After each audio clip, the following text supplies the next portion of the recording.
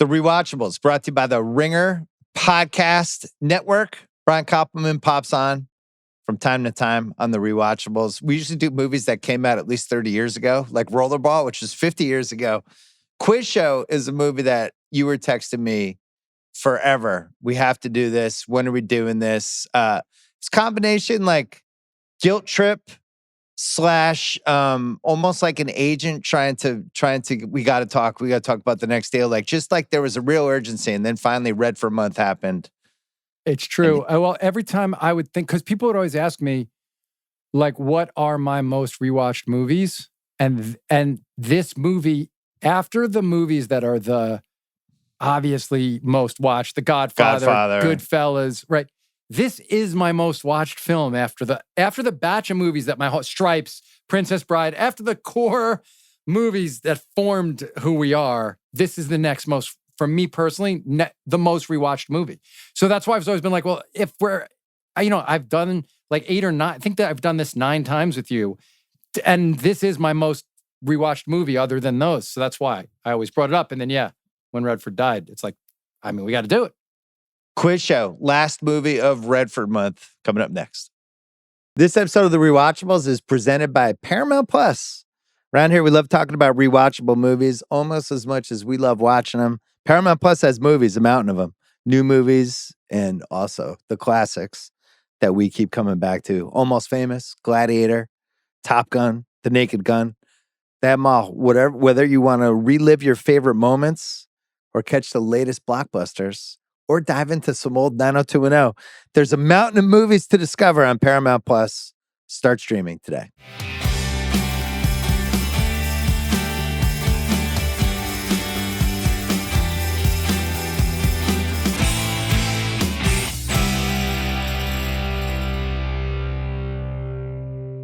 Koppelman, I thought we were going to get television. The truth is, television is going to get us. Is this true? Let's start there because it's such a great quote. I think it's true. I think if you want to jump to, if you want to jump right to what from the movie is sort of over time been the truest thing, is that rigged reality shows can change the world. And TV. And what we perceive we're seeing from TV, and how TV can shape society, and it has gone in a whole bunch of ways the last 30 years. This movie came out in 1994. September 10th, Pulp Fiction. September 14th, Quiz Show. September 24th, Shawshank. Those 3 movies in 14 days. And Quiz Show gets a little lost in the awards thing because this turns into Forrest Gump versus Shawshank versus Pulp Fiction. It was an amazing movie year. But remember when we used to just have awesome movies coming out every week? That was great. Adam, I'm sure as you do. Like, I actually remember the theater for each of the movies you just said. Oh, yeah. I truly remember the experience of seeing Pulp Fiction, obviously, Quiz Show, and Shawshank. So, yeah, that was an incredible, mind-boggling that was just a month and a half at the movies or whatever. The month and a half was 2 weeks. I remember Pulp Fiction. Yeah. I remember Shawshank. And sadly, I remember Quiz Show being just completely upset, angry, and appalled by Rob Morrow's Boston accent. So it was those 3 things. And by the way, not the last time Rob Morrow's Boston accent is going to come up in this podcast. But yeah, it was such a great movie. And yet, I saw it in Boston. And I think I saw it with my dad, and we're leaving like, what the fuck was that accent? Why can't people get the Boston accents? This is the peak of that. Well, just a couple years later, Matt and Ben fixed everything for you. And then they sure did. David O. Russell and Wahlberg, everybody fixed it for you. You know what I mean? They did. Right afterwards. All those movies fixed things for you. But I'll say, I was only, I got out of Tufts, 6 years before this movie came out. I was still pretty familiar. I'm quite familiar with Rugaluk. I was still pretty familiar with Boston accents. And yes, Morrow got first of all, I love Rob Morrow. I think he's incredible in the movie. And I feel like he was unfairly maligned. There are a lot of Boston accents that maybe aren't exactly what you'd want to hear. But I think the people who weren't native Bostonians, it didn't drive us crazy. No, because there was the TV movie version of the Boston accent, which was like this weird Kennedy. Yeah. Anyway, we don't need to spend talk. So you're a Connecticut. You're a Connecticut guy. I'm a freaking Massachusetts guy. Screw off. This scandal was ground zero for TV manipulating viewers, big bad corporations just doing the wrong thing, the cult of celebrity, and a loss of American 1950s, I would say, in a sense, in idealism and bigger institutions. It wasn't just a show. We had sports scandals, right? We had a massive college basketball scandal. We had all the McCarthy stuff going on. It just felt like we came out of World War II. Oh my God, we're doing so great. Halberstam's book is fantastic about this, which I haven't read in a while, but the 50s was really fun and really hit a lot of this. Has a quiz show chapter in it about 21. But this is right as things are turning, like people, maybe it's not all hunky-dory. Maybe I shouldn't trust everything. And this show hits right in the vortex of that. It really does. And I think at the beginning of this, I do want to say, like, I'm so really grateful to talk about this movie because I do think what you said is so great. And I really hadn't thought about why the movie got lost between those other two films. And of course, Shawshank was a slow burn and became considered the greatest movie ever. We both had read the short story and loved it. And I was fully ready for Shawshank and saw it in the theater and loved it. But I do love talking about this film because it's all the things you said, and yet it's not a downer when you're watching it. Like, it's everything you just said, but the movie also captures that feeling of innocence that was lost. It captures, like, what does he say? Everyone wants the best for you, Charlie. Like, everyone wants to think the best of you. Like, that idea that people were still trying to think the best of each other and that it was possible is, like, at the heart of it. It's like such a human movie. And I'm going to say, if you had a corny meter, like, I'm at risk of it, and I apologize to everybody, but this movie just makes me feel so good because it's like deeply flawed people trying to, like, get outside of their own, like we all are, like, just trying to get outside of their own limitations and failing, or maybe succeeding a little bit, or having a moment of grace. And and also Atanasio wrote one of the greatest, and talk about a heat or run. I mean, the guy had this and Donnie Brasco and Disclosure and Homicide. The guy just was on this unbelievable screenwriter's run. And I think Quiz Show is like one of the greatest screenplays of the, since 90 to now. Yeah, I was going to ask you that because you've spent half of your life probably in final draft documents with you and Levine, just staring at stuff and half-written scenes. And this is like a revered screenplay. And I watched the movie twice to try. First time I watched it just because I hadn't seen it in a few years. Like, and the second time I was really watching it, how they constructed it and the scenes and the dialogue and everything. So I had it in the back of my head. And it's just so crisp. There's not like that. I don't feel like there's a scene wasted. It's not a slow movie. There's a pace to it. Every scene and moment has a purpose. All the transitions, the montage comes in the perfect place. It's kind of a clinic on how to write a 2-hour movie about something that happened 40 years earlier. You know what I mean? It really is. And he found a way to show you these kind of people who don't even really exist anymore, like the family, because he puts it through the eyes of this guy who was like bootstrapping it, right? I mean, you've lived a version of this. You went into this industry. I mean, I have to think you could relate in some ways to Goodwin in that, because you went into this industry that wanted to keep you out. Right. And no, seriously, dude, right? You were a kid who was at this school, like, you'd gotten there. You didn't grow up with nothing, but you didn't grow up like a lot of the other people who got into the media landscape, right? And like, you had an idea, like Dick Goodwin does, about like, well, I think that I don't know, let's get in rooms with these people and see if I know what I'm doing and see if my way is right and see if I can be smarter than them and outthink them. And like, and I know the rooms that you were in, and I know the condescending way people spoke to you and like talked about you. And like, and to me, like, the brilliance of this movie is you get Dick Goodwin, and he's not like he's smart as hell, but he's rough around the edges. And also, he's not sure he's good enough. Like, he thinks they're better than him. And then it's heartbreaking for him to realize, in a way, oh, there are people. Like, we're all just people. And it's kind of amazing. And that's why the screenplay is so great. Because the screenplay just takes you on that ride till Mira Sorvino looks at him and is like, they're no better than you. And you're almost screaming it at the screen at the same time that she is, right?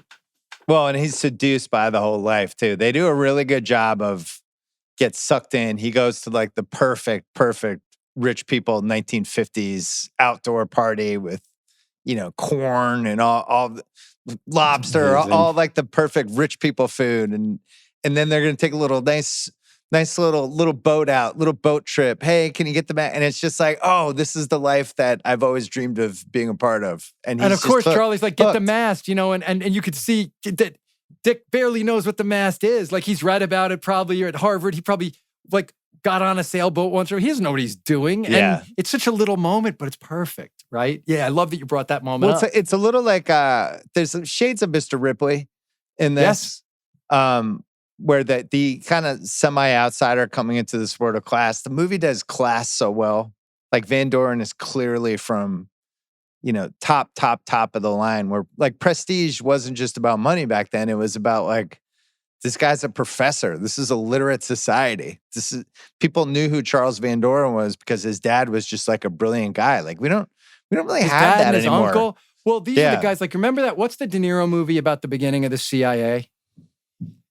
It was that Matt's in it, and De Niro directed it. I'm blanking. The Informant, maybe? No, right. It came out right around when The Departed. Like, Matt made both movies like back to back. Good Shepherd. Good Shepherd. That's what it is. Yeah. So, like, these are the guys who started the CIA, and they didn't want to let anybody else in, right? They didn't want to let Catholics in. Forget Jews and Italians. Like, they didn't want to let Catholics in. And this is the same kind of closed society of people who knew best and know the way things are supposed to be. And, we don't even have a television. We're not going to watch it. We're going to quote Shakespeare at each other. And they're always at big parties where they're making jokes about Eisenhower's dead. How could they tell? Like, I guess there was this famous figure named, it's a great moment screenwriting wise, right? There's this famous figure, Edmund Wilson, but everyone in that world calls him Bunny. And Rob Morrow's talking to his wife, and he goes, they're all Thurber this and Bunny Wilson that. And she goes, Bunny. And he goes, everyone calls him that. And the wife goes, that doesn't mean that you should. Right. And it's great because he's getting seduced by being around this power and this sort of sense of class. And it's one of the best movies about class. You just go over to your dad's house. There's just chocolate cake in the fridge. Yeah, I'll just have a nice slice of chocolate cake. Well, what did he say? The old bird's delicious. He goes, the old bird's getting the hang of it about the cake. I think the old bird's getting the hang of it. Oh, wait. I'm sorry. I'm so glad you brought that up. There's this moment in it that speaks to it. Again, it's like Redford's brilliance and Paul Attanasio. When he's like, the dad is played by this incredible actor, Paul Scofield. And when Charlie comes up in the middle of the night with the chocolate cake, that's one of my favorite movie scenes ever. Like, every line in it is just mind-boggling. And both performances by Ralph Fiennes and Paul Scofield's incredible. But he goes, I'm going to try some of that, the dad. And then he goes over to that super old-fashioned silverware holder. And he lifts that thing up. And it's like, they don't have a drawer. Like, nothing so crass as keeping their silverware in a drawer like we do. Or like, in the middle of the night, tell me you're not just grabbing a plastic fork. Like, I've been to your house. You could go grab a plastic fork. If you were at my apartment, like, Amy would be like, don't give him the plastic, please. But it's just like it's just like a fork. Like, he's going to the thing and lifting up, like. Well, you left out, there's a painting of the dad behind him on the table, which is like the ultimate rich guy thing. Here's a painting of me. Awesome, Bill. Yes. But every single, yes, it's perfect. The production is like, but just this idea, like, and they don't comment on it. And I think you're so tempted, I think also like screenwriting wise and also directing wise, like, they don't cut to like a little insert of the fork. Like, he gets up and he goes over and he lifts that thing up. But if you just think about it for a second, that Connecticut house, like, that was passed down. That silverware was passed down like 4 generations. Right. Like, that thing has been passed from rich waspy family member to rich, powerful waspy family member. Like John Quincy Adams might have given them the silver. Yeah, you just say you have no idea. It was just passed down the line. Because, this was before there was a Catholic president. Right?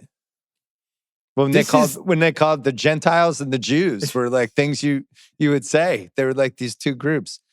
Redford said Redford wanted to do this movie because he said, quote, watching Van Dorn and the other contestants was irresistible because he watched Quiz Show when it happened. Awesome. He said the actor in me looked at the show and felt like I was watching other actors.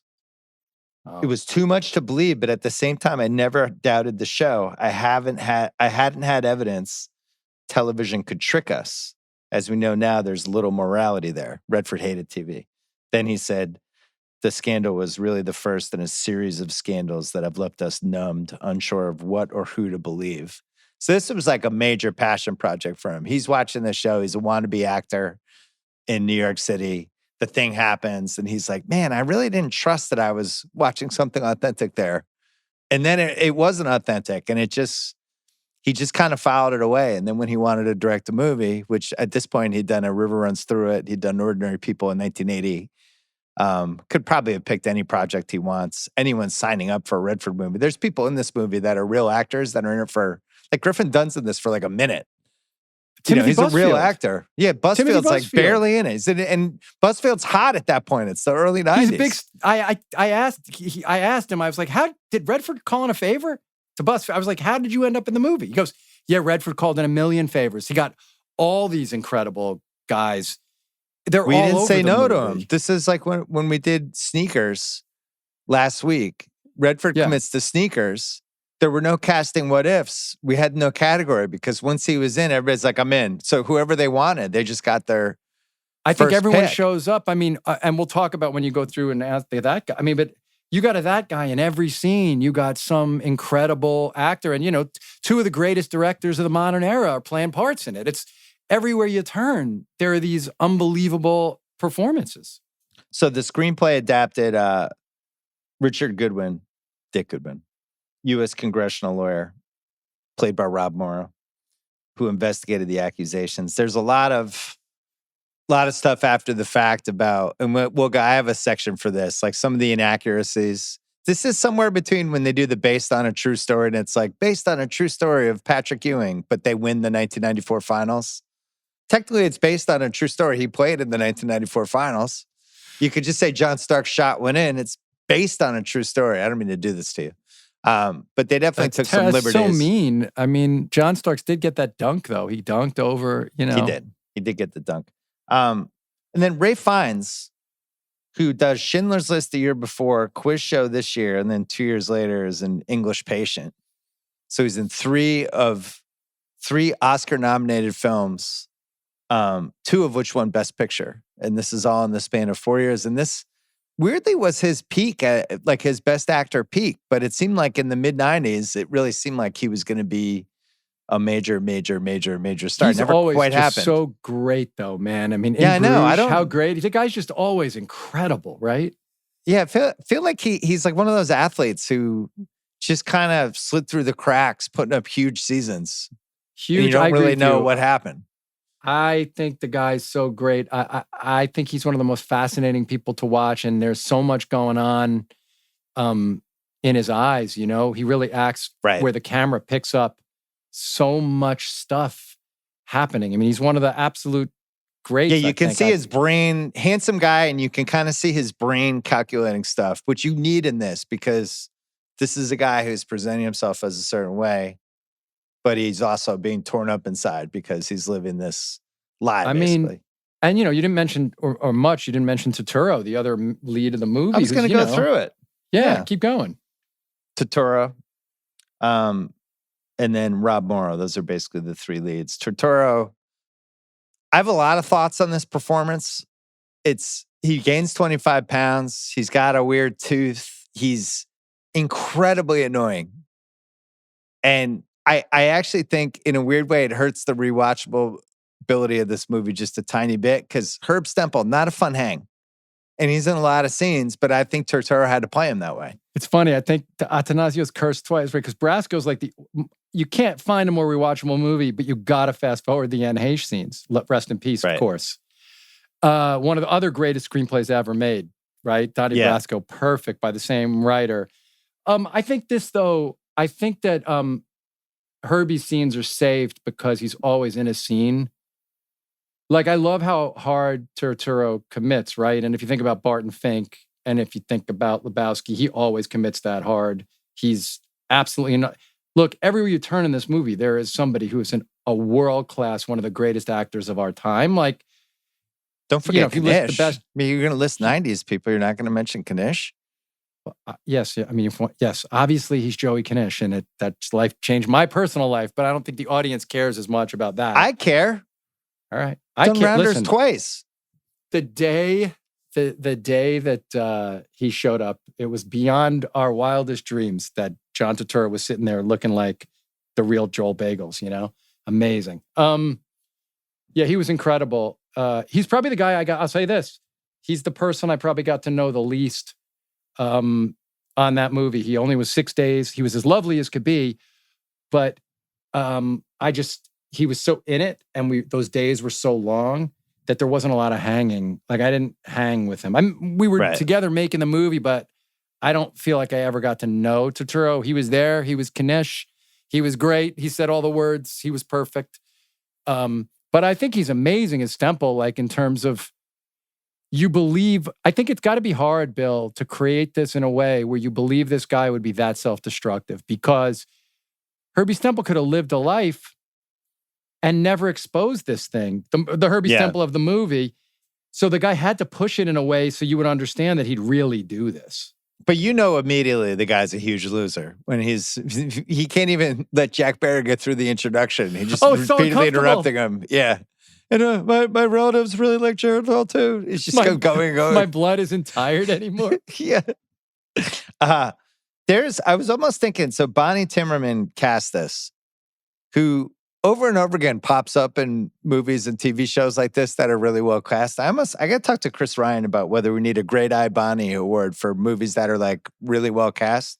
But this movie has Turturro, David Paymer, like during the David Paymer 90s heater, where he's just in a lot of stuff. How about that? In a way, it's a David Paymer, Hank Azaria buddy movie. That's like a separate movie. It's over on the side. They're incredible, those guys. Yeah. Their back and forth Abbott and Costello thing is like mind-boggling. Yeah. Christopher McDonald. Mira Sorvino early. She's not really Mira Sorvino yet, but she's Rob Morrow's wife. Griffin Dunn's in this. Ileana Douglas. And then the coup of having just Scorsese and Barry Levinson amazing as actors. And both of them are like about at the peak of their powers at this point, right? This is Scorsese's 4 years after Goodfellas. He can do whatever he wants at this point. And then, and Levinson, he was in a producing, directing. He was even a producer in this. He took his name off because they had so many producers, his company's involved, but he was doing whatever he wanted. And both of those guys are good actors. They're really good. As like considering they're directors, they're actually good character actors. They're both excellent in the movie. I mean, if you don't know Barry Levinson, so like everyone knows it's Marty. Like, I don't know if everyone knows that that's Barry Levinson, the audience. And he just feels like he's Dave Garroway. But Scorsese, when that scene with Scorsese and Rob is really like mind-boggling acting, where Redford's genius was he cast a guy who knows what it's like to have all the answers and be super powerful and godlike. Yeah. And when Scorsese looks at him and goes, I sell Geritol. You think I don't know? You know how insulting that would be? That's even more insulting. And you never question it. And when Morrow says, imagine if they could see you, it's one of the greatest moments, So Rob Morrow, I think is really good in this movie. The accent, it is what it is, but he's doing a lot of really good young guy stuff in this, where he's kind of the right age. He's probably early 30s in real life, but seems like he's late 20s.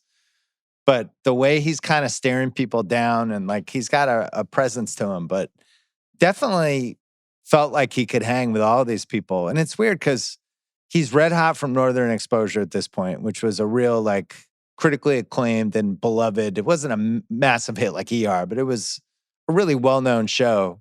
Him and Janine Turner were like real stars coming out of it.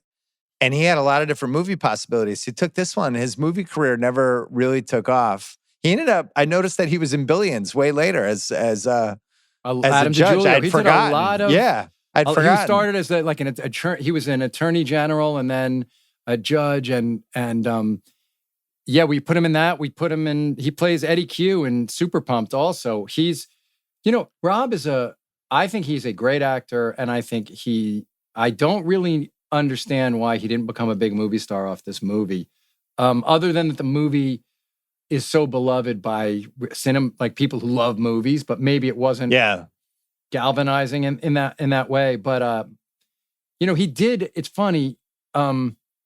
He was number one on the call sheet for that show Numbers, and it did run for 100 episodes. And then there was a show on Showtime where he was number one also on the call sheet. Like, he's had a great career, but even I think he would say it could have been more in a way. I've talked I almost wonder what he turned down. Because he probably turned down some really good stuff, right? When you gave me a podcast and, that I did for 10 years, but this was back in the days when we did it together. I had Morrow on. He was on in the first year I did the podcast, and I asked him these questions.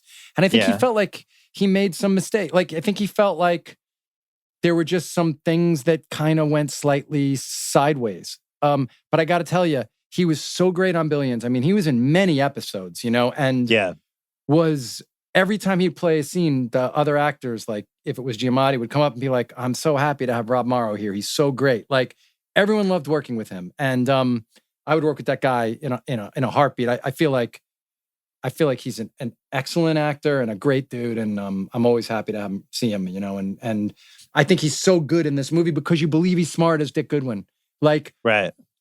Ray Fiennes is obviously, you look at that guy and you go, well, that's a genius, and it's hard to have somebody stand in there who you feel like can outplay him in the chess match. And Morrow's, to me, believable. Do you find him?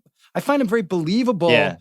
In terms of his figuring this thing out, It's funny because it's a great part.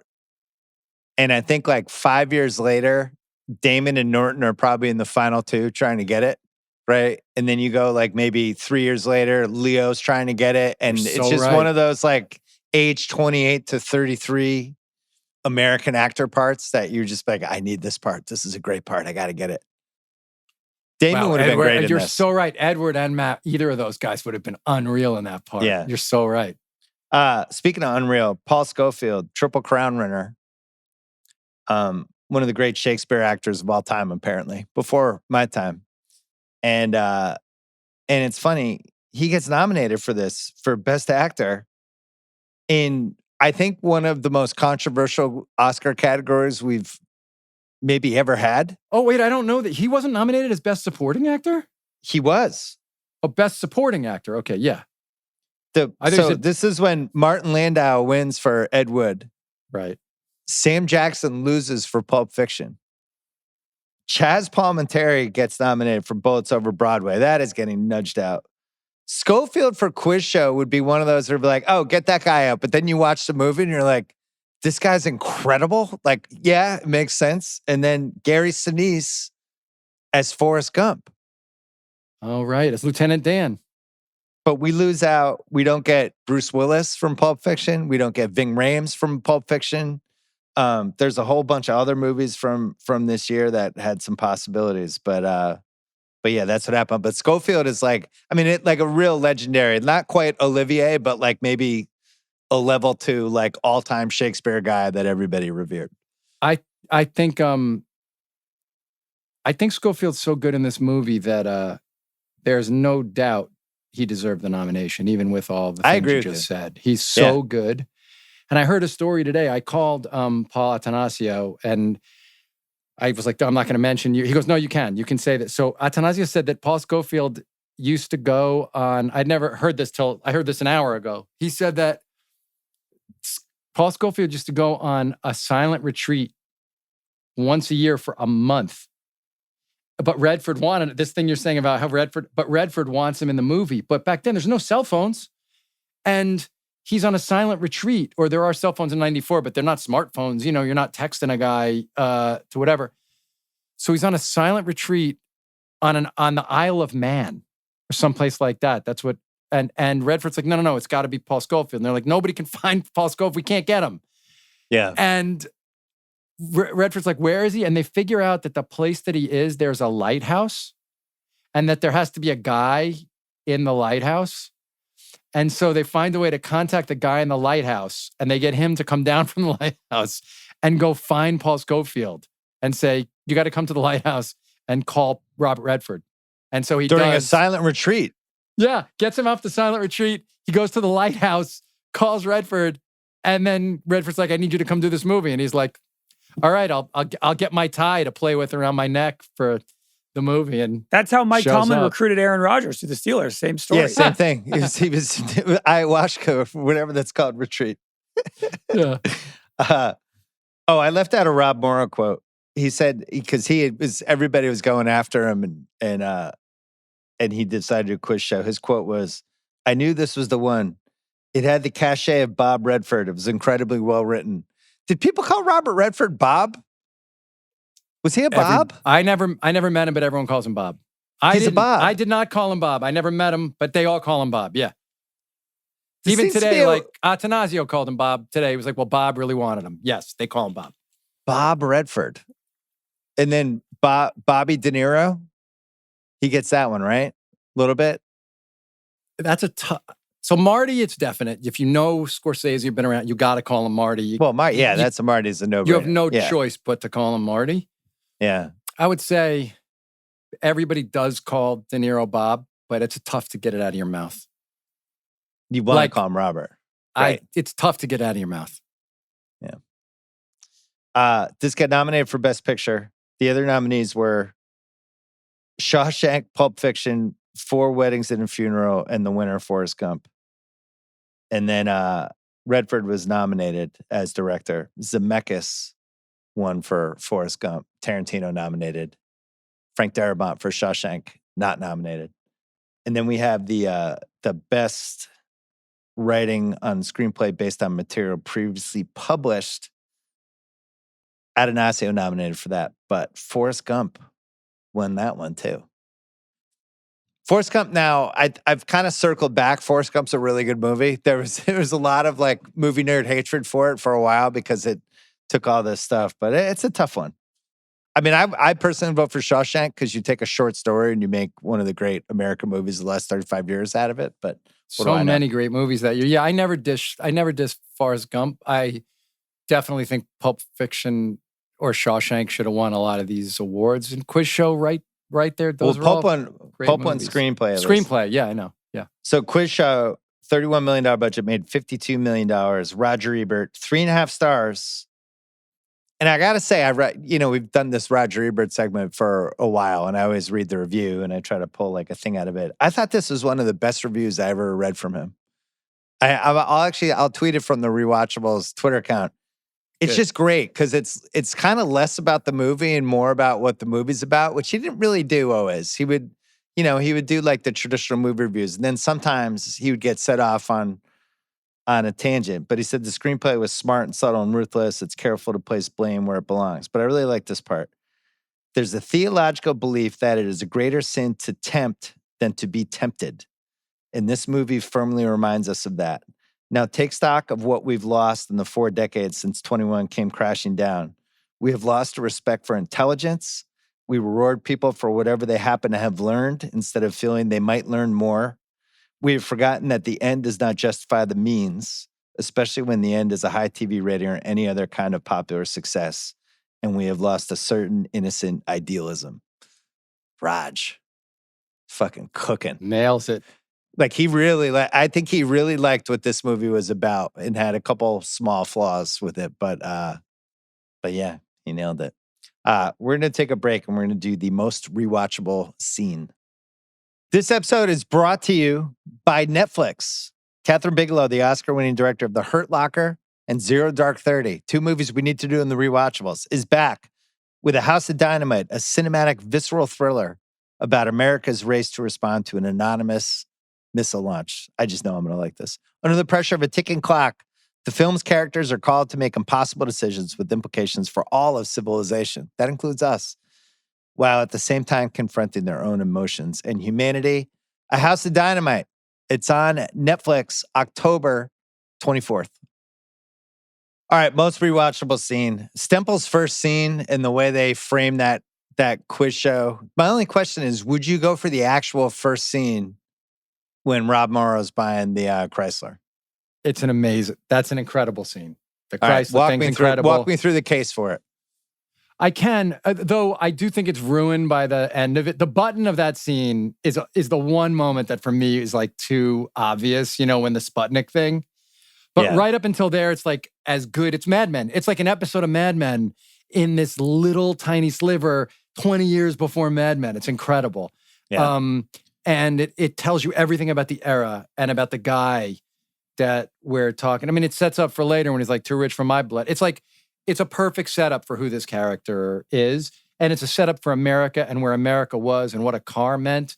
But then the end of it, when they bring in this idea of Sputnik, it is to me the only moment in the whole movie that tries too hard is that moment. But it doesn't ruin it for me. I have another argument for most rewatchable scene, but go ahead. You tell me what's the most rewatchable to you. I wrote down, I have 9. Okay, go. Stempel's first scene, Herbie's dead. But just like going into an actual 50s game show the way they did and the little phone booths, you're watching it from the prism now of like, I'm thinking like, could this work? Would this exact idea work in 2025? You're thinking a whole bunch of things. The Van Doren interview where Zara's like, I got the guy. And they do the little cat and mouse game with him. And it's unclear if he took the bait or not. It's just really strong stuff. And I agree with you on the Paymer Azaria comedy team thing. It's funny. Turturro flipping out when Paymer tells him to lose. For $70,000, Herb, you can afford to be humiliated. Van Doren beating Stempel. And you know he knows the answer. You don't know if he's going to flip. And then just say, fuck it. I'm saying Marty. What are they going to do? And then it goes to Van Doren, and they give him the question that they gave him in the audition. He said he wouldn't do it. Yeah. And you know what's great about this? I love movies with a what would you do moment. Oh, that's great. Yeah. Where you're in it, you're like, all right, what would I do? Because you like to think like, well, I'd be idealistic. I wouldn't. I would be like, I'd be like, I'm not participating in this. I told you I didn't want to do it this way. And you guys tried to fuck me. So I'm out. But then you start thinking about, this is one of the 20 biggest shows on TV. Oh, there's money at stake. And you just sell your principles. Not even in 5 that, seconds. all that for sure. But also that other behavioral economic stuff of everyone going along with it. And can you be the one lone voice? Like, imagine trying to get out of your things. Oh, I heard this question before. Like, you know how hard it would be to say those words? Though the movie does such a good job because when they build to the big scene and when Van Doren's like, throw in the money, throw in the whole thing, would you do it? And Rob Morrow just goes, no. And he goes, but I would. But you believe Morrow wouldn't. I do when I'm watching the movie. I believe Rob Morrow I believe it would too. not. I think the right answer would have been to say, I think there's been a mistake. I know the answer to that, but because of my audition, they asked me that question. So I think it's an error on your side. I know agree. the answer, but give me another question. That's what I think I would, when I've rehearsed this in my head, that's exactly what I think I would have said. But you're right to say it makes us all kind of imagine that we would do the right thing, but who really knows? Well, they say to Paymer afterwards, how'd you know he'd go for it? What would you do? Like, he's just like, of course he was going to go for it. It's human nature. You're going to go for it.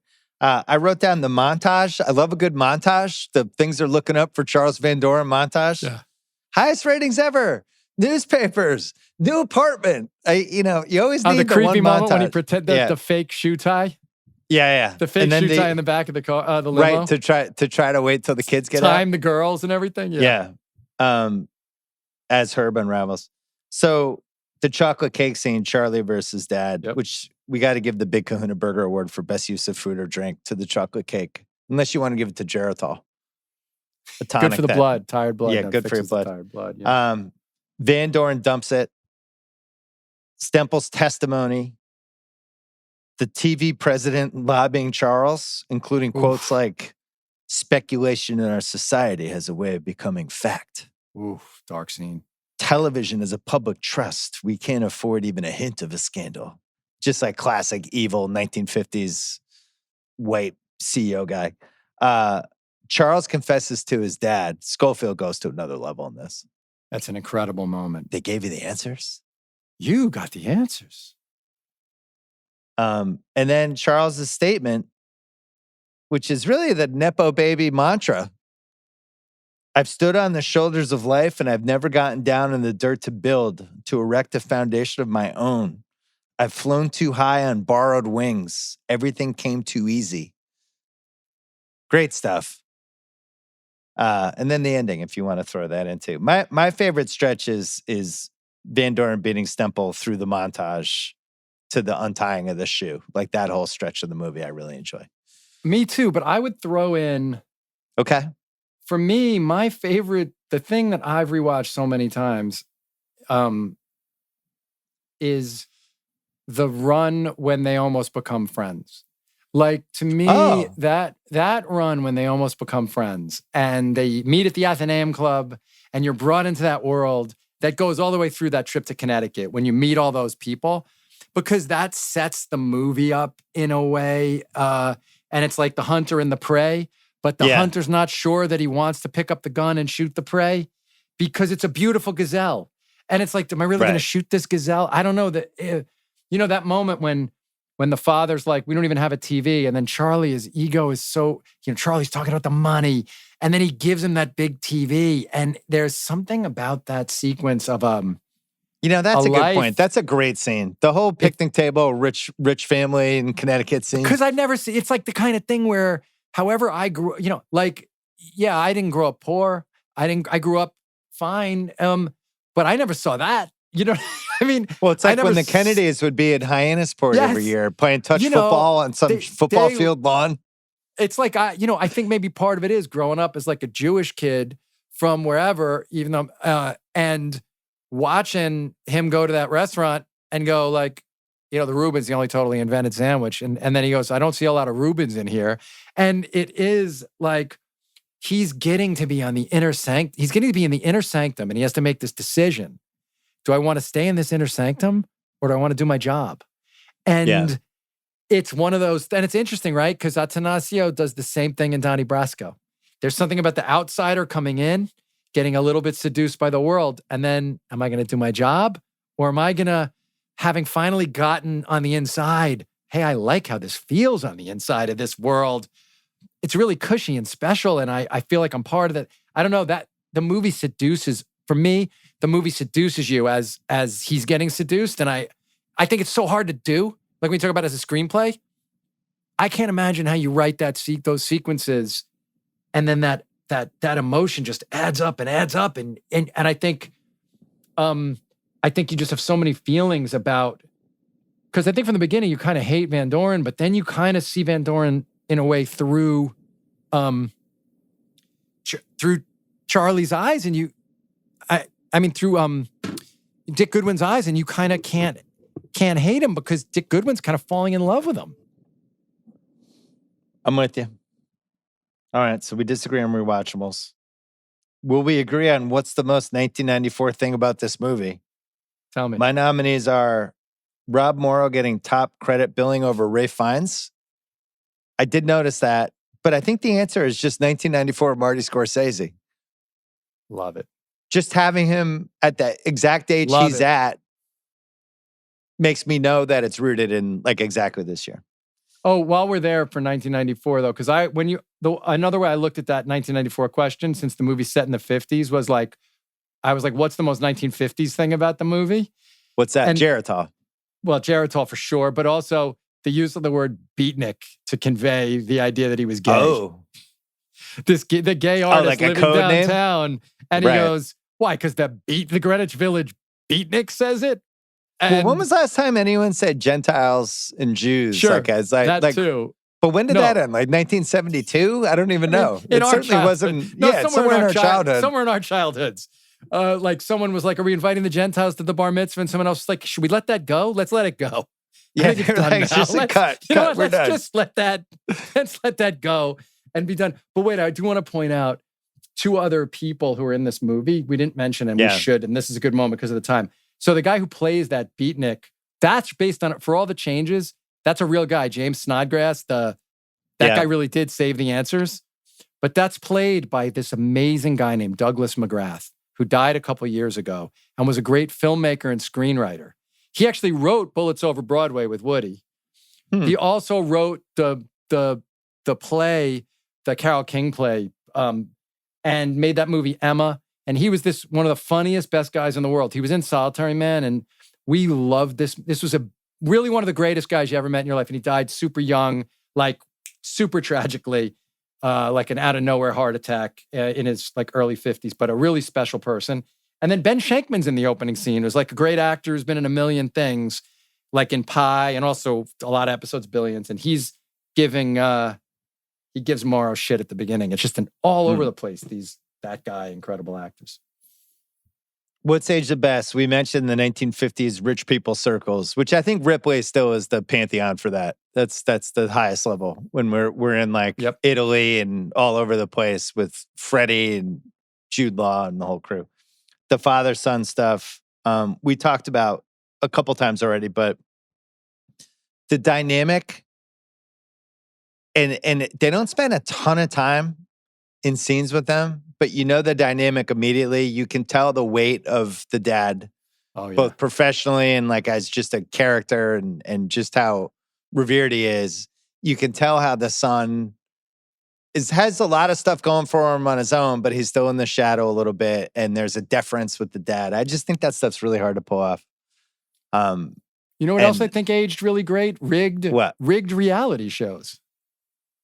Right? Rigged reality shows are everywhere you turn. It's all nobody rigged would care shows. now. Yeah, nobody would even care. I mean, we all just assume that like basically every reality show has some level of riggedness on it, and this was the first one. And you know, I just think that idea that you tell people what to say on a supposed reality show, and it might affect the world, turns out to be true. Yeah, 50 years later, you have Lauren Conrad and Brody Jenner pretending they're dating for the entire last season of The Hills. And then it ends and they do a wide shot and it's like a Hollywood set in the background. And it's like, wait, did you just fake that entire show? But yeah, by the 2000s, we were doing this openly. Yeah, you make a guy a boss of a real estate empire and then he becomes boss of... You do that too. Moore would say it's the best. You know, I really liked when kids wanted to be Joe DiMaggio. That's awesome. I was just like hearing that in a movie. It really seems like there was about a 10-year stretch where people were just like, all I want to do is be Joe DiMaggio. And then it got replaced by Mickey Mantle and Willie Mays. Dude, that's brilliant. All I want to do is be one of these two guys. I don't know who that is now. On your TikTok, because speaking of Forrest Gump, has it come through on your TikTok or Instagram, Tom Hanks telling the Meeting Joe DiMaggio story? What is it? It's really for you. Right. He was in a restaurant. He was in a restaurant. Hanks tells it. I don't know. I just saw it on TikTok. It's not, but Hanks, it's come up like 10 times recently and I watch it all the way through. He's in a restaurant and the maitre d' comes up and goes, Mr. DiMaggio wonders if you'd like to go say hello to him at his table. And Hanks is like, runs over to the table and gets to spend 10 minutes with DiMaggio. And he talks about how easy DiMaggio made it look, and DiMaggio looks at him and goes, "It didn't feel easy in here." And wow, you'll find it. Hank's telling the story is great. Wow, that's like the last level of fame when you send somebody over to be like, Brian Koppelman wonders if you'd like to come over and say hi to him at his table. And if you're Tom Hanks, amazing. You just jump you're to go not even. say Of hi course, You're in the middle of some friends telling you they're about to get divorced. You're like, hold on 1 second. It's Joe DiMaggio. It's DiMaggio. I gotta go. Yeah, hold on. Finish that divorce story. Do you think anyone even a day younger than you understands why he races to Joe DiMaggio's table like we do? Growing up with Mr. Coffee and just like the legend of it? I think we're probably the last. I'm probably the last. Mid-50s is probably the end of that. Because I remember in Seinfeld when they had the episode where Joe DiMaggio was at the counter. Yeah. That was kind of the tail end of when that joke would have worked. Yeah. Yeah, I think it's over. Played for the Yankees, and he was married to Marilyn Monroe. No, of course. No. Great. Unbelievable. 56. You and I still know 56 games. But I don't know if people know that or care. 56 straight hits. 56 hits. 56 straight games with a hit. I don't know if people 56 straight games. One hit a game at least. Probably the greatest record. Don't you think you've just known that from the greatest I know that attainable record? The greatest attainable record ever. Nobody else has gotten a 45. But don't you think that's like, we just know that from our fathers? Like, because I know that from as little as I know that my entire life, that statistic from my father. I'm 59, so I'm a couple years old. I know that my whole life. Well, we had the signature statistics that you just knew by heart. I don't know if they're... Tons of them, because there wasn't... We had to memorize them because we couldn't just go look them up. True. Good point. So we had to memorize only had like them. A book. Yeah. Like Maris, like I don't even know if kids know Maris now. Like I don't know if they know. Even with the movie, I don't know if they know. They shouldn't. No one says they have to either. But you know, I knew what Bob McAdoo's, what his average was when he, at Buffalo, when he won the scoring title. You know what I mean? That was the whole point of the baseball, basketball cards, was they had the stats on the back. I was like, oh. Quick more, what's age the best? Levinson and Scorsese, we mentioned. The actual YouTube clip of the entire show, which I sent to you when Stemple throws the show with Marty, it's on YouTube. You can watch the whole thing. And it's kind of amazing to watch him blow the answer and not be quite a good enough actor to pull it off. But nobody knew any better at the time. But you can really see him intentionally doing it. Unbelievable screenwriting, man. Because as you know, that wasn't really the climactic moment of that episode. No, it kept going and going. But Paul Attanasio clearly realized, okay, that's drama. I can make a lot of drama out of that. And he did it. Really great stuff. Still need him to write that script about the 94 finals. What's age the best? Geritol, America's #1 tonic. Just how omnipresent Geritol was. It's just so funny as we get older and these things that were huge for us once upon a time, like Kodak, Geritol, and these things just go away. And it makes you think, like, what are the things now that 20 years from now will be like, yeah, Instagram, it's just gone. Just got sold for $5. Well, there were so many of those things, Bill, like Bear aspirin, and then there was that other one, Anacin. Anacin, yeah. I hadn't thought of that in 25 years till you just said the thing about Folgers coffee. Does Folgers coffee still exist? Yeah. Folgers, they still make jingles and shit. But like Bear, Anacin was like, as much as there was Bear, every Bear ad, it would be like Bear and Anacin. Now, where'd Anacin go? What happened to that guy? How about Woolworths? Yeah. We had on the East Coast, we had Caldors, like the Caldors, whatever it's called. Van Doren's dad, at one point in this movie, they're talking about poker, and he does if you can't spot the sucker at the table, you are the sucker routine. I was like, Rounders, Koppelman. That was your homage. You grabbed it. Well, it's an incredible it's thing. A famous he says saying. It casually. It's amazing. Yeah. Every time I see it in the movie, I'm like, I know that consciously. I remember when Dave and I wrote the line, we definitely weren't calling it to ourselves, but of course, that's the way this all works. And we definitely heard the line in that movie because we'd seen the movie more than once. I loved it.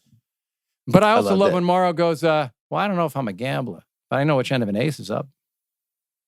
Right. Same scene. Great shot, Gordo. What do you have? Most cinematic shot? Yeah, I don't know. That was the one, probably the thing you already said, like that whole opening sequence where those moving camera shots throughout that whole thing where you feel like you're being just it's really editing, but it is cinematography too, where the camera's moving you all around NBC and the game show thing, and it's kind of amazing, you know. I agree with you. I think it's multiple moments in that first scene. Chess Rockwell, Brock Landers Award, best character name. Charles Van Doren. How is that a real name? Incredible. It's like, how can we come up with the waspiest, most powerful sounding name ever? How about Charles Van Doren? The Butch's Girlfriend Award for weak link of the film. I mentioned this already, but this is really from a rewatchable standpoint. Just Herb Stemple, just a tough hang. If you're going to watch, you're one of the only people who have probably watched this movie 50 times, but Herb's a lot. I can't. Can we get Herb's a lot. Craig, will you come in for a second? Yeah. Herb's a lot. Herb is a lot, but Herb is the little man. He's all of us. We are all Herb, you know? We are all great. Herb. Yeah, this is great. Okay. I think Craig liked this movie. All right, Craig, we'll bring you back in a second. What's age the worst? We mentioned Morrow's Boston accent. Oh, did you have a weak link, by the way? You love this movie. You probably didn't. All right. I don't really. What's age the worst? Morrow's Boston accent mentioned, an all-timer. Geritol being important. So this sent me down a Geritol rabbit hole to what happened to Geritol. Yeah. They, starting in 1959, started getting investigated by the FTC because they were pushing what this. year? Right after? You mean like right after this? Like right as this was happening. Yeah, it was a tough time. So they were basically saying like it was a remedy for tiredness and it made your blood stronger. But what they found out was it really was only effective for people with anemia. So then they had to disclose most people with fatigue do not have iron deficiency, would not benefit from Geritol. Tough one. Then they had a little comeback in 1972 with the ad, which I know you remember, where the guy looks at the camera and he's talking about his wife and he goes, "My wife, I think I'll keep her." And everybody got pissed off and it was a controversial ad, but it actually worked. And they had a run basically until 1979. It finally ended. Now Geritol's. But yeah, that's it. Nice little 25-year run for Geritol, selling basically a shaman product. It was like a fake product. Snake oil. It really was. Drink this, your blood will be better. I mean, that's what Scorsese's saying in the movie when he goes, I sell Geritol. I mean, it's incredible.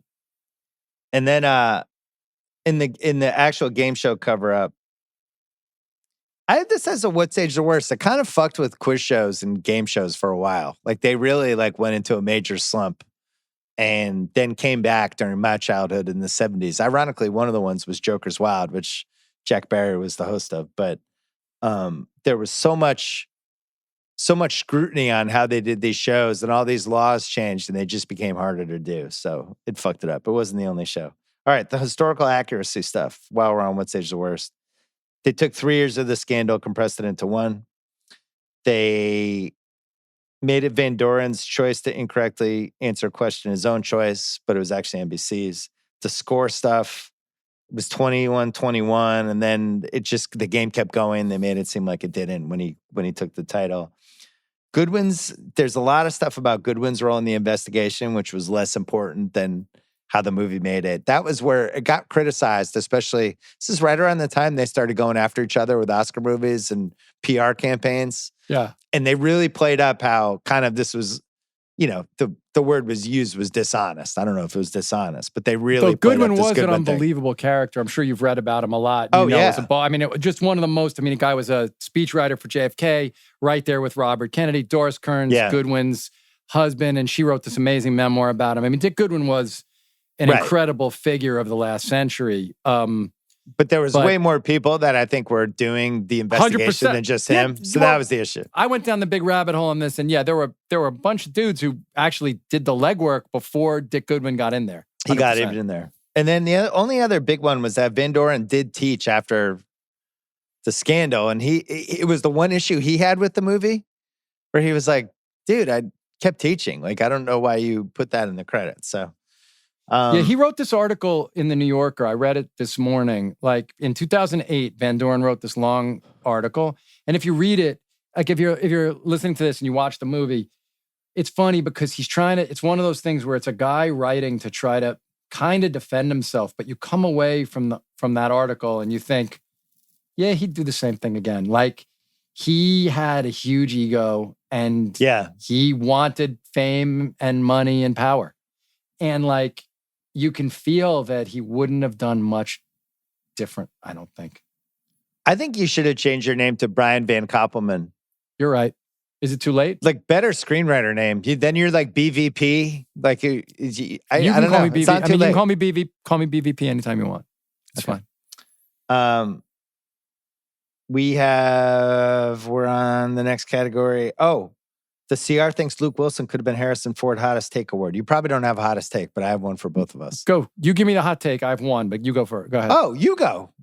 I just think Rob Morrow should have become one of the world's biggest movie stars after this movie, the alternate reality. I don't understand it. I don't know why he didn't just get cast in the next. Why wasn't he the lead of fucking Jurassic Park or the next whatever? I think I might have an answer. Go ahead. I think there was a glut of really good actors under 40 that he would have had to compete with parts for. And if you just put him in a time machine 20 years later, he's probably better off. Think all the people from that decade. Yeah, you just rattled off all the guys who came. I think you just said it to me. It's like all the guys who came after, because you just mentioned Matt and Ben, but you didn't even mention Jude. I had another one. Jude, I had for recasting couch director City. What about young Russell Crowe in the Rob Morrow part? Right. He would have killed it. Like, we just had too many people in the 90s, and I think he got lost in the shuffle. How about Philip Seymour Hoffman? Right. I mean, Wahlberg's in there too, and Affleck, and Hanks is in his peak at that point, and it just goes on and on. So I think that might, and then Clooney comes out of nowhere. And Val Kilmer's there. It's like an embarrassment of riches, and I don't really know. I've talked about this before. It's almost like one of those NBA stretches, like in the early 90s when we just had Hall of Famers all over the place. It's like, Jesus. What the hell? You're right. I think that's and also Morrow was on TV, but I think you're right. But when I look at what he does in that movie, and maybe it is as simple as the accent that some people didn't like it and other people popped, but I look at it and I'm like, man, that guy should have been a movie star. I agree with you. And I'm sure he agrees. My hottest take is this. If this movie comes out 1 year later, it wins Best Film and Best Director. Wow. What's the next year's movies? Remind me. Braveheart and Mel Gibson win in 95. Right. And I think it beats both of those. And I think it would honestly have a pretty good case in 96 against English Patient, which won movie and director as well. I just think it was bad luck we're coming out this year. And especially with Redford and yes. There might have been a tiny bit of Redford fatigue too at this point, because he'd made his movie comeback. He'd done Sneakers. He'd done Indecent Proposal. He'd done River Runs Through It. He was doing Sundance, and now Quiz Show. And I don't know if he had spaced it out 2 years, maybe. Casting what ifs. Redford won an American for Van Doren. Couldn't find anybody. Kind of honed in on William Baldwin for a second. Couldn't get there and settled on Ralph Fiennes. William Baldwin getting a lot of calls back then. This one killed me. Turned down the role of Mark Van Doren. Paul Newman. Oh, it's a Paul Newman role, even the Connecticut of it all, right? Yeah. But it ends up being Scofield, and it's really like one of the Scofield's great. I just, as a Newman Redford, of course, aficionado of that relationship, which we've talked about in other rewatchables, that would have been really fun if Newman was the dad. I don't know if he would. Why did he turn it down? Did they say? Did they have an answer? Didn't say. All right. And then Levinson was apparently originally attached to the project as a director. Couldn't do it because he was doing Bugsy, and then Redford just brought him in anyway. Then there's stuff online about Steven Soderbergh allegedly with Tim Robbins as Charles Van Doren. I don't know. It didn't pass the sniff test to me. No, that's a true or not true? That's true. Okay. Why do you seem like you don't want to talk about it? Because that's your guy? Robbins? No, I mean, Robbins is the lead guy? I believe, I will say that I am not sure about the Tim Robbins part of that, but I do think that what you just brought up about who was supposed to do that movie is true. And it would have been incredible. If Soderbergh directed it would have been incredible. Well, they were trying to make it for the early part of the 90s, so they probably went to a couple people, and then finally Redford wanted to do it, and that was that. They asked Charles Van Doren if he would be a consultant and offer him $100,000, and he said no. His wife, so that's in this New Yorker article, his wife said she'd leave him if he did it, or something like that. The Ruffalo Hannah Rubinek Partridge Overacting Award. Turturro dials it up a couple times. I'm just, not a criticism, but if we're going for the overacting, he dials it up. Best That Guy Award, David Paymer, not eligible.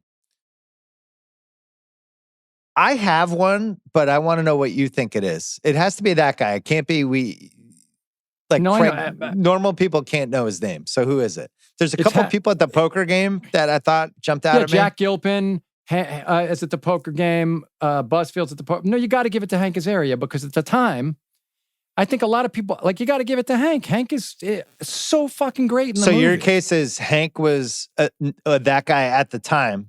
He wasn't Hank Azaria yet. I don't think Hank was famous yet like he is now. He'd, barely done, when did he come? He came out 2 years later, right? Heats a year later. Yeah, he's like a Simpson voice. That's it. Nobody knows what he looks like. And he's so good in the movie. Like, he's so different than any other movie he's in. You just kind of believe he's that guy.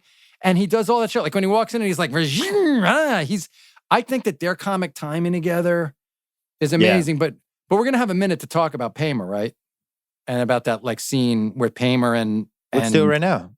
Well, for me, that's the other, like, not the most rewatchable scene, but in a way, maybe the best scene, other than these couple we've mentioned, is when Rob Morrow tells Paymer, the acting performance that Paymer does when he's blowing him off. You know, you're a very, whatever young man, like, and then he goes, yeah, the thing is, he sent the answers to himself, registered mail.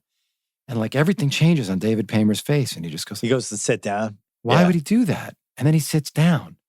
And then he says, I'll never roll over on NBC. You know, if they knew and they didn't know, I'd never get back. And it's like that moment when you started with television is going to get us. You know, that's the moment where Rob Morrow goes, I don't think you'll be working in the business again. And Paymer's like, no, if I tell them, if I rat out NBC, I'll never work in the business again. But he knew if he kept his mouth shut, and he goes, television's all I know. It's my whole life. And there's something he's such a villain and such a scumbag, the character, Dan Enright, the character he plays. And in that moment, though, you understand he has some kind of code. And he's not going to rat on these guys. And he somehow knows to Rob Morrow, like, hey, dude, you don't understand American business the way I do. And what I know about American business is if I just keep my mouth shut, and American business will reward me for it. And then, you know, years later, that guy gets super rich. He creates Joker Was Wild with Jack Barry, like you said. And those guys are on television for another 25 years. Right. He's really good in this movie. My answer for best that guy, controversial, it's Barry Levinson. Love it. Okay, fine. Because if you don't know what a director looks like, which is basically the entire country except for like a very select few, you see him in this movie and it's like, oh, it's the guy from the end of Rain Man. Right. Because that was the other movie he was in, right? Where he plays Raymond. Yeah. Would you rather go? The doctor. Would you rather live with your brother or go back to Overbrook, whatever it's called? Would you rather go to Sunnybrook or live with your brother? Would you want to live with your Sunnybrook with your brother? And he's just like, and Cruz is like, all right, that's enough. But yeah, those are his two movies. I do love when directors are in movies. It's the best. Well, you've dabbled. Sure. Yes. Obviously, I'm in stuff. I love being in stuff. I'm going to put you in my movie. I'm going to cast you in my movie that I haven't written yet. I'm in. I had Dion Waiters award. Clearly, it's Hank Azaria. Love it. He's not in the movie that much. Every time he's in, he's throwing 98 miles an hour. I thought he was the winner. And then I mentioned recasting Couch. Young Russell Crowe would have been really interesting in this. Catching him at a really cool point in his career where nothing's really happened yet. I think he's the right age. Anyway, we'll take one more break and then we got a flex category from Craig. You can now watch Rewatchables on Spotify and The Ringer's first ever television channel. Yeah, you heard me. Available exclusively on Samsung TV Plus, the subscription-free streaming destination bringing you the best of TV. Also, really good TV, Samsung. Rewatch some of our greatest hits like Back to the Future, Alien, The Sandlot, and many more on the all-day Ringer channel. You can also settle in and catch up with the other Ringer favorites, including House of R, The Big Picture, even highlights from Book of Basketball 2.0. To watch, all you have to do is open the Samsung TV Plus app on your Samsung TV or Galaxy mobile device, navigate to the Ringer channel, and boom, you're in. All right, Craig's here. He's got a flex category. What do you got?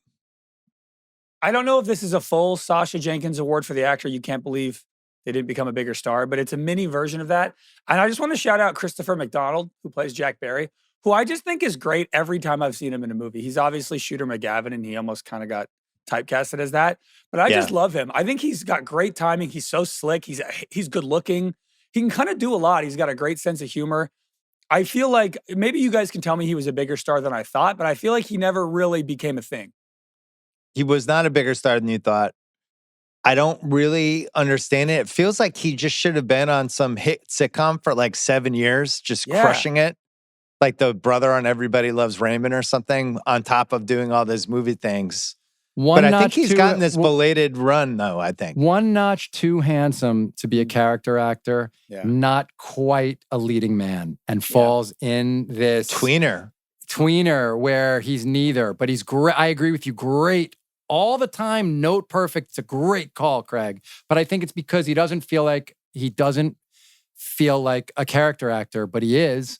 And he's not quite a leading man because there's something so almost slick and smooth. Yeah, a little and slimy. so it's kind of like, he is just sort of in between game show. You know why? He looks like a game show host. So he's really well cast. Shouting out this that movie. Bonnie Timmerman. I mean, he's so good. That scene where Goodwin, one of my favorite scenes is when Goodwin discovers the tell in the episode. Oh yeah. When he's watching the old tapes and he sees Jack Barry like stumble and the script is wrong. McDonald is so good in that. He's so natural. The double take he does. And he's like, wait, with James Snodgrass, in that James Snodgrass moment when when the guy who gave the answers to himself. Totally, man. I just also love those scenes in movies when one person notices something on the tape. Like even it's like Joaquin Phoenix in Signs when he sees the alien. Anytime somebody like sees something on tape, amazing scene. Anyway, Blue Chips. Yes, no man, not Tony. Yes. Not Tony. Tony's a good kid. The best moments. He's a good kid. Movie. Oh, how about in Air? It's like in Air when he's like, you're looking at it wrong, and he keeps pointing to Jordan. Yeah, right. In Air, look at him. He's about to take the biggest shot of his life. Yeah, I'm really glad we got to give out the Sasha Jenkins Award. I don't feel like we give that out enough. Can you remind me what that's from? It's from Dazed and Confused. He's Don Dawson, the guy with the overalls. Oh. And if you only watch Dazed and Confused, you would think Sasha Jenkins became one of the 10 biggest stars in the world. That's right. He's hilarious. He's good looking. He's like a funny Tim Riggins. But Christopher McDonald's way more, just to your point about whether he's a bigger star, I mean, way more famous because Shooter McGavin and this movie are these cultural things. Yeah. I'm saying he's way more famous than Sasha Jenkins. Yeah, it's weird. It worked out for him correctly. He's also really good in Dirty Work with Norm Macdonald, which we've done. Norman, yeah. Party. All right, Craig, we'll see you at the end. Half-assed in our research. We've done a few of these. Charles Van Doren drove a red Mercedes-Benz 300 SL Roadster, which is now worth 7 figures easy, if you can find one. 21 ran for 3 seasons, peaked at number 21 in the ratings, canceled in 1959, revived in 2000 with Maury Povich. I have no recollection of this. Me neither. Do you remember that? No. Maury Povich hosted 21? Literally don't remember that. Mid-90s, you and I weren't watching game shows? No, probably not. And then you mentioned Barry and Enright go in exile. Enright moves to Canada. Barry doesn't host another national show for over a decade. They come back with Joker's Wild in the early 70s. One of the many things I credit to the fact that I love to gamble, Joker's Wild. Yes. Fantastic show. That and Card Sharks, two of my favorites. In the 70s, we were watching game shows. Oh, yeah. That's what I'm saying. I mean, that was like one of our only connections to celebrities. We would come home from school and just watch game shows. Yeah. Yes. Joker's Wild was tremendous, and it made them very rich. Apex Mountain. Redford directed movies. Oh, wow. Yeah, I mean, for me, but River runs, a lot of people would say River runs through it, right? I would say Ordinary People still. Okay. I think that movie's amazing. I mean, for me, this obviously, but I can't argue with that. It won the best picture, so how am I going to argue with it? Mary Tyler Moore is such a monster. I just watched, it was on. I watched the last hour of it. Don't ask me why, a couple weeks ago. She's such a monster in that movie. It's like her and Jack Torrance in The Shining, and they're like worse than Michael Myers and Jason Voorhees. Did you cry? Did you cry? Just watching the last hour? Yeah, awesome. I got a little choked up. I got to be honest. Awesome. I never cry when I watch stuff. Like the last episode of Task, there's a really sad scene in it, and I think it would have gotten me like 20 years ago, and it didn't 100% get me. No, I just like really hard to make me get choked up. You get choked up when you watch stuff? Yeah, but it depends. I got to be yes. It can. Yeah. Yes. I could still. Something great. Like if something's great, it can still get me. Like, but we have our defenses are more up now because you get a little older. It costs you more after when you go through something like that. Right. True. Ralph Fiennes. It's probably English Patient, but it's right around here because he made Strange Days a year after, which is one of the many hilarious like hacking movies from the mid-90s. And No, I mean, but Amon Goeth is not. No, Amon Goeth is his high point, right? And Schindler's. yeah, but it's more like I always have to explain Apex Mountain. It's I when know. did he have the juice where he could have done whatever movie he wanted. It's right around here. Right. Because English Patient's 96. This is late 94. So it's somewhere in this mix. Paul Scofield, the answer is no. 1960s would be for him. Jack Barry. I don't know. I mean, everybody watched TV in 1958. I can't imagine like he was more famous than right here. But No, then it your goes Ray Fiennes sideways. answer is really good. I like your answer. Chris McDonald, probably Happy Gilmore. Geritol, definitely, because it all comes crashing down in 1959. The Habsburg Lip, which gets mentioned as when That's so funny. Ray Fiennes is throwing it. Did you know what a Habsburg Lip was? No. And there's a jaw too. I did Google deep dive. I didn't know about all this inbreeding with this one royal family, and it made their jaws kind of start doing this and it look like this. Primo Quiz show Carnera. Maybe Primo Carnera. Primo Carnera might be. Might be that. Maybe that moment. Yeah. Nepo babies, probably not. No. Quiz show movies, yes, because I can't think of a better quiz show movie. Turturro, no. Horrific Boston accents in a movie.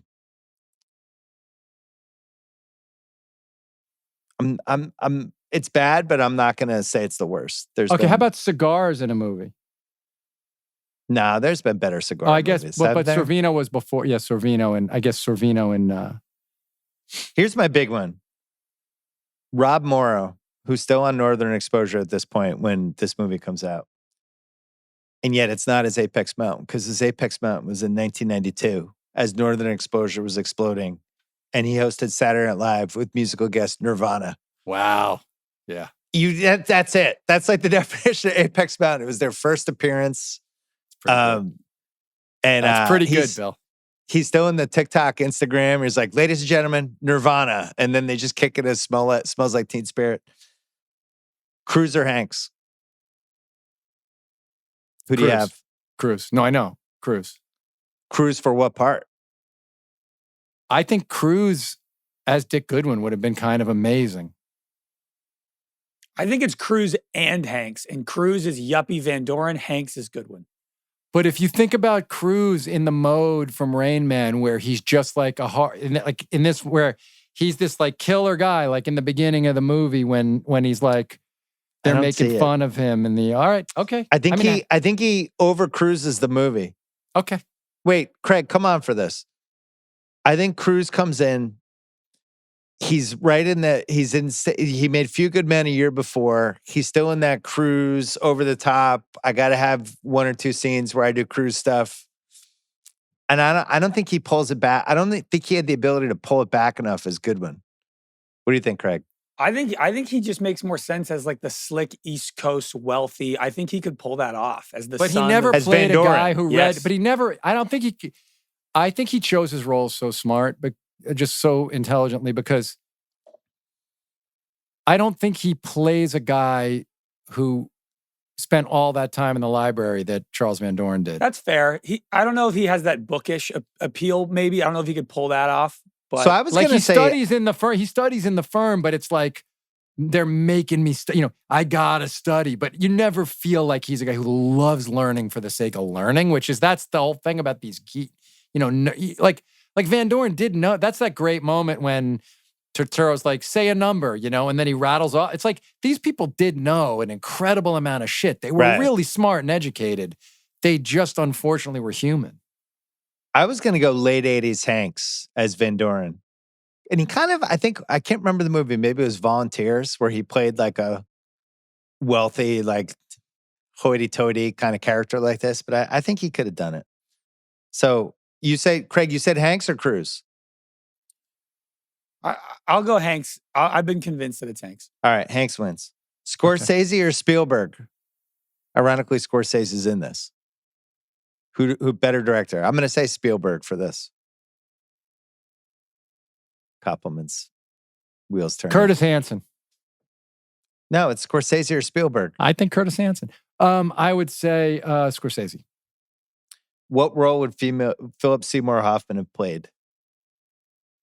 He would have been the best freaking Charles Van Doren, whoever Charles Van Doren. It's funny. I think he could have played either the Azaria or the Paymer part. I think he absolutely could have played either Van Doren because older Philip Seymour Hoffman easily could have played the dad. Amazing, yeah. Yeah, he could have picked a point in his life. But yeah, I think that Charles Van Doren, like the early version when he was skinnier, like mid-90s maybe, probably could have done it. I mean, probably my favorite actor who ever lived. So, Pick a nits. Oh, yeah. Why didn't Herb just take the $69,000 at the start of the show and stop playing? Oh, you and I have the same nit, which is how did the money work? My nit is how did the money work? They never explain. What are you risking? They keep saying it's like you risk it all if you play again. Like, okay, because they want me to lose anyway. I'll take 70. Did you go look this part up? I know you do all the internet research. I looked it up. I know the answers to some of this. So what's the answer? They had side deals, man. Because it was rigged, they had side deals. So Herb wasn't getting 70. He really was getting like 35K. Like they all made agreements that there was a give back and there was a certain amount they were really getting, like appearance fees. Like someone got 25K to be on the show, Van Doren. Like they would pay you certain amounts of money as opposed to the prize money. The prize money was another fiction. But they never in the movie explain when they go, you're risking it. And even when we watch that thing, 2,000 a point, but what does that mean? Like they don't explain how the money works, which today you would have to. People would drive you too crazy if you were making the movie. You'd have to explain it. But the movie works without it. But if I had to pick a nit, that's my nit too. Yeah, I mean, the bigger thing with this movie is back then, people actually really did care about what they were learning with the answers. There's still a Jeopardy audience that really cares about the actual facts and the questions and the things they're answering. But the society we have now with reality TV, these shows like The Wall or the show where the ball just bounces down and maybe goes into a hole. Yeah. It's really about how much money somebody wins and they just get dumber and dumber and dumber for the goal of just winning money. This was like a completely different era. 100%. Like Scorsese says, they just to make the questions dumber. He lays it out. And he lays it out in the movie. It's exactly what happened. The Reuben sandwich thing, it was another nitpick for me. To say only one person ever invented a sandwich is fucking insane. Of course. What about I could invent a sandwich right now? What about the Earl of Sandwich? The Earl of sandwiches. Sandwich invented a sandwich? Right. And then my last nitpick was not nearly enough cigarette smoking, and it must be some sort of weird Redford thing. I think in the 1950s, everybody was smoking 4 packs a day, including all of the parents of my parents. Like, I just think I think there just should have been cigarette smoke everywhere, and Redford must have just hated cigarette smoke, is my guess. I think. What do you have for nitpicks? Anything? No, I had the money. Okay. Sequel, prequel, Prestige TV, All Black Cast, or Untouchable. The Prestige TV thing would be interesting if you brought in some of the other shows and the weird shit that was going on, because there were other shows that were cheating 1950s corrupt television. It was. I mean, I guess Maisel touched on some, not the corruption, but in that era of show business. Yes, you could make a Prestige series about this. I don't know if I'd watch it, but you could do it. Is this movie better with Wayne Jenkins, Danny Trejo, Mad Dog Russo, Doris Burke, Buffalo Bill, Sam Jackson, Nell, Byron Mayo, Tony Romo, Chris Collinsworth, Daniel Plainview, Longlegs, or Wilford Brimley in The Firm? I was thinking Teddy KGB is Herb Stempel. You want to do it? I was just trying to set you up for a Teddy KGB. Just as simple, saying like, pay me my money instead of pay that man his money. But no, at the end, I guess he would say about Van Doren, instead of saying they never leave you alone until they're leaving you alone, he would say, pay that man his money. Sure. The man's got alligator blood. I can't do it. I've got a terrible Russian accent. Just one Oscar who gets it. We agree it's a screenplay. Paul Attanasio. Yeah. Right? Absolutely. 100%. Over Redford? Yeah. Scofield's the number 2 for me. Unanswerable questions. What was Geritol? I already answered it. It apparently made your blood stronger or something, or you feel fatigue, and it's basically a caffeine pill. Mine is, what would Charles Van Doren's life have been like if he never went and got on that game show. So Not you're Herbie, going with a because real Herbie's life.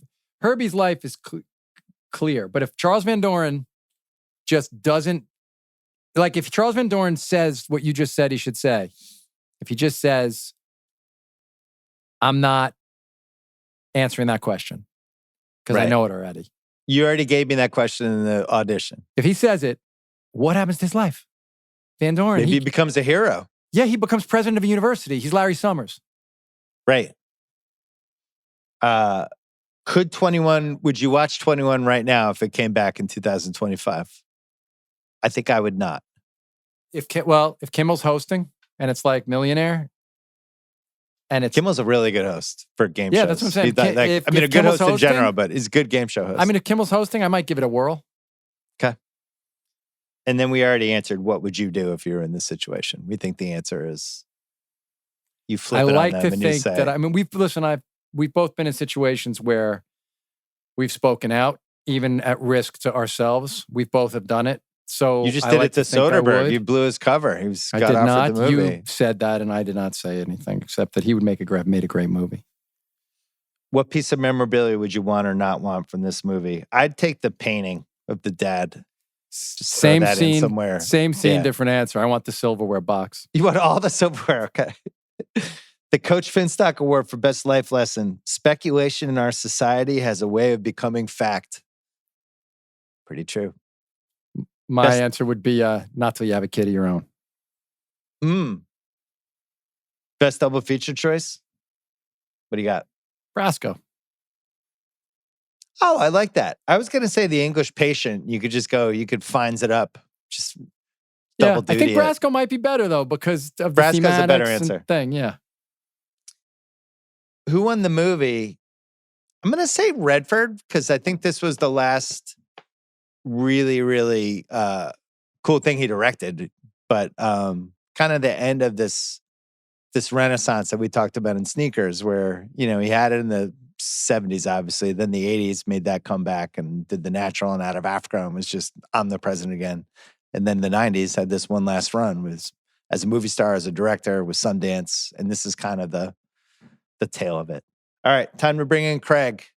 Can't wait. I have no idea what I feel like he liked it. He seems in a good mood. I did like it. I really hadn't heard of this movie, and probably because it got shadowed by all the other great stuff that came out in '94. But I love all the movies about. There are certain movies where the industry looks inward on itself that I think should be required viewing for people who are studying, media or film majors or whatever. Like my double feature would be Network or The Player, stuff like that. I love all that type of inward looking stuff. What I really enjoyed about this movie was that the themes got stronger throughout. In the beginning, it was a little bit more of just like, oh, there's a game show that's cheating.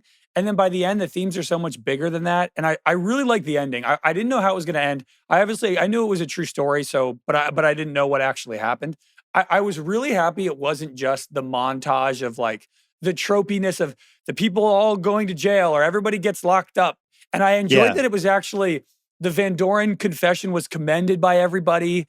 And all of the themes just resonated much harder the way it ended. Because it kind of ends on this icky feeling at the end. And I didn't exactly know where it was going. So I appreciated that. And I mean, being tricked by mass media, nepotism, classism, all this stuff is very resonant today. So I loved it. That was great. It's a good point. In 2025, this movie is still awesome to watch because of all the themes that are in the movie. All of them are still relevant. Literally all of them. I mean, the advent of television and kind of the idea of what is reality. I mean, you could even make that parallel to AI right now, where it's like the advent of AI is also kind of now changing what reality is and everything is under the guise of entertainment. The only thing I want to say at the end of this, I agree with everything you're saying, is that if you just Paul Attanasio as the last time, I just want to say, I don't know the guy. I said I spoke to him today, but we're not friends. But that guy, I mean, co-creates House, right, with David Shore. So he invents that character, which makes total sense that he made these geniuses up and he made that genius up. Co-creates Homicide. Writes Brasco. That guy is not nearly as famous as he should be. He is one of the titans of screenwriting. and in a way, a successor to Goldman in lots of ways. Like he's right up there with Scott Frank and Tony Gilroy, I think, like one of the true greats. And this movie and Brasco together are really a very rare accomplishment. Also, I think what's aged the worst is 60 million people watching a game show every week. That's half of the Super Bowl every week. Yeah. Bill, did you say it was 20? Are you sure the highest it ever got in the ratings was like 20 something? They said 60 in the movie. 60 million. So no, but I'm saying Bill was saying it was the 21st big. Yeah, there were 20 bigger shows at over 60 million. Crazy, man. That's unbelievable. Unfathomable. But there was nothing else to do. Like it was radio or TV or you went to a movie. Like, yeah, I mean, bowling or you had saw 40 million event. people watch bowling on Saturday afternoons or whatever. Pretty crazy. Well, that's it for Redford month. I know there's 1 week left in the month, but we do a horror movie every year in the last week of I'm October. dreading that. Yeah, Craig doesn't like horror movies. I don't either. Yeah. I'm trying to convince CR to do Halloween too. Because I can handle that. Now that we have the new studio and we have the giant Myers poster in the studio and Myers is right there, I feel like we have to pay homage. But I don't know. We're still hashing it out. Anyway, that's coming next week. Produced by Craig, as always.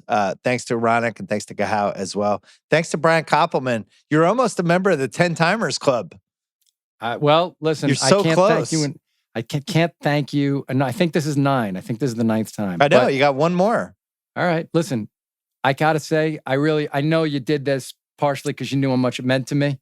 And it really does. I love this movie so much and I want people to do it. And Bill, as always, you're a great friend. Thanks, everyone. This is a great movie, though. I'm glad you forced us to do it. Nick's prediction before we go.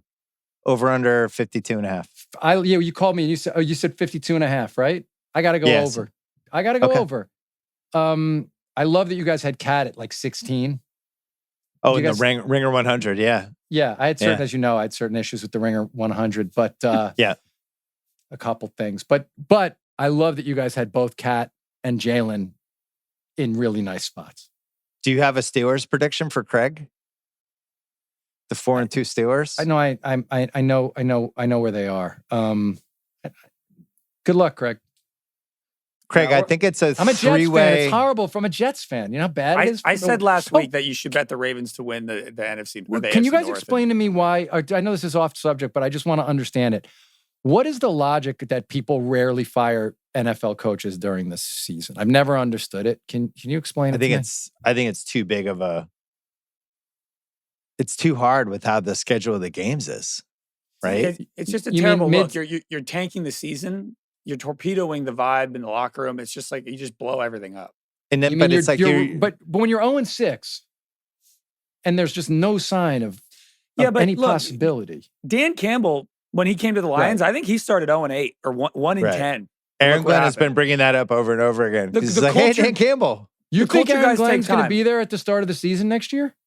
I mean, probably not. But after that London game, I'm a little dubious after the clock management. It's hard with the culture guys. The culture guys take time, and you kind of have to build that up. So you really have to find a front office that'll commit to you.